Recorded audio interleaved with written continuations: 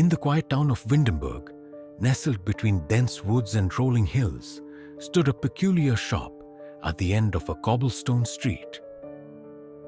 Baer's Timepieces, read the faded sign above the door, though no one had seen its owner, Elias Baer, in years.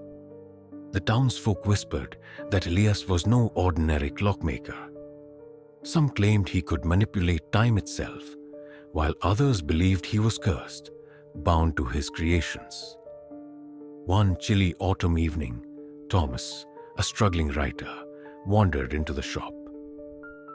He had been searching for inspiration and had heard the tales of Baer's masterful, almost supernatural clocks.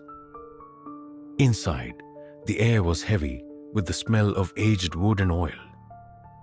Clocks of all shapes and sizes ticked in chaotic harmony, their hands spinning at odd intervals as if they followed rhythms known only to them. Behind the counter sat a frail man with wild grey hair and eyes that seemed to glint like clockwork gears. "Welcome," Elias rasped, his voice creaking like an old hinge. "What brings you to my sanctuary of time?" Thomas hesitated. "I'm looking for something unique, something that might spark inspiration." Elias's gaze sharpened. "Ah, a seeker of stories. Perhaps I have just the piece for you." He disappeared into the back of the shop and returned moments later, cradling a small clock.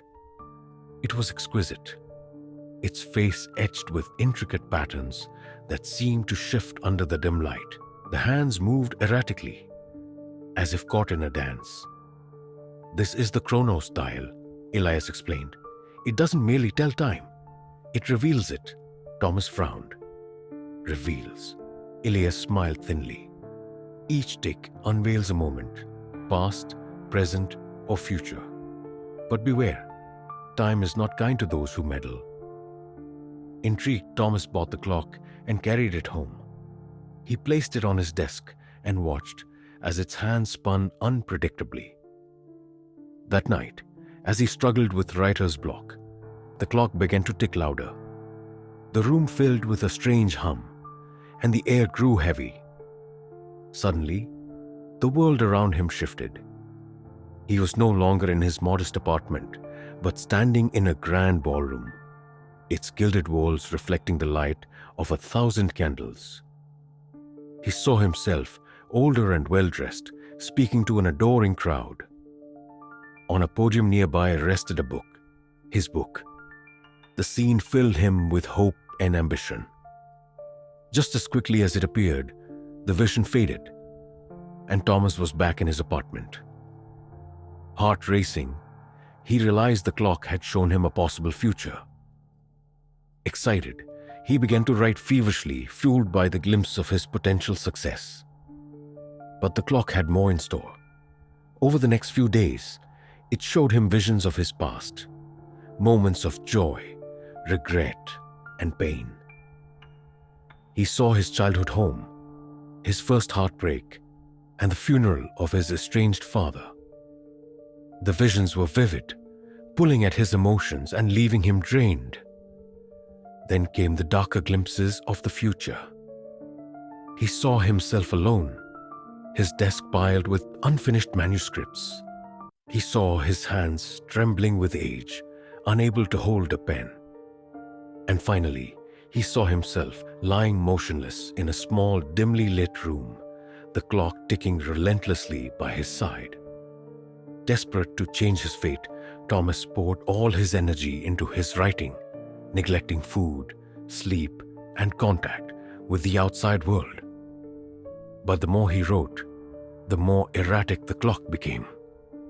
Its hands spun wildly, and its ticking grew deafening, filling his mind with chaos. One night, unable to bear it any longer, Thomas returned to Baer's Timepieces. The clock clutched tightly in his hands. The shop was eerily quiet, the clocks on the wall still as death. Elias emerged from the shadows, his expression grave. "You've seen too much," he said. "Make it stop," Thomas begged. "I can't take it anymore." Elias shook his head. The Chronos Dial does not stop. It has claimed you, as it claimed me. Thomas's eyes widened. You, Elias sighed. I was once like you, drawn to its promise. But time is a cruel master. It shows us what was, what is, and what might be, but it grants no power to change it. Realizing the truth, Thomas felt despair wash over him. The clock in his hands began to tick faster, its face glowing ominously. What happens now? Elias's gaze was sorrowful. Now, you join the others? Before Thomas could respond, the room spun, and he was gone. The Chronos Dial clattered to the floor, its hands resetting to their erratic dance. Elias picked up the clock and placed it back on the shelf. He turned to the empty shop, where countless clocks sat ticking in discordant symphony. Each one held a story, a soul caught in the relentless grip of time. Another keeper, he murmured, returning to his seat to await the next seeker of stories.